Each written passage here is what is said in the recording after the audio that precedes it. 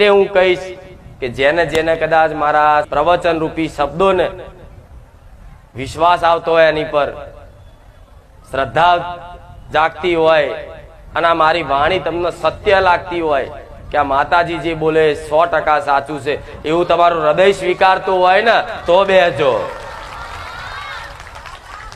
આ જે બોલશે એ બનાવશે, જે કહેશે એ થશે. જે વિશ્વાસ રાખશે ને એના માટે હું બેઠી છું. નકર ખાલી ખાલી ઓટા ફેરા કરવા હોય અને કોકના કહેવા પર આવી અને 2-4 રવિવાર આઘા પાછા થવું હોય તો પહેલેથી જ કહી દઈશું, પહેલા જ રવિવારે તમે તમારા ઘેર બેઠા પ્રાર્થના કરજો. તમારી પ્રાર્થનામાં દમ હશે, પોકારમાં નાભીથી નીકળ્યો હશે તો ઘેર મળવા છે, અહીંયા આવવાની જરૂર નહીં.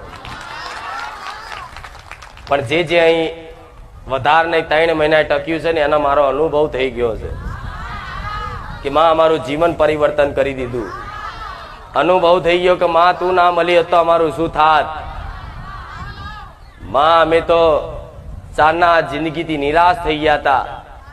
જીવતા માં મરી મરીને જીવતા, પણ માં તારા પારે આયા પછી તો એક નવું જીવન દાન મળ્યું છે મારી મેલડી. તો આ નવું જીવન દાન કદાચ જેને જેને લાગતું હોય કે બારેજા ધામ આવી એમને એક નવું જીવન દાન મળ્યું અને નવી એક જીવનની એક આશા જાગી છે જીવવાની. નહીં તો દરેક જાણો છો પેલા મરી મરીને જીવતા અને અત્યારે કઈક એવા હશે જે દુખિયારા છે મરી મરીને રોજ જીવ.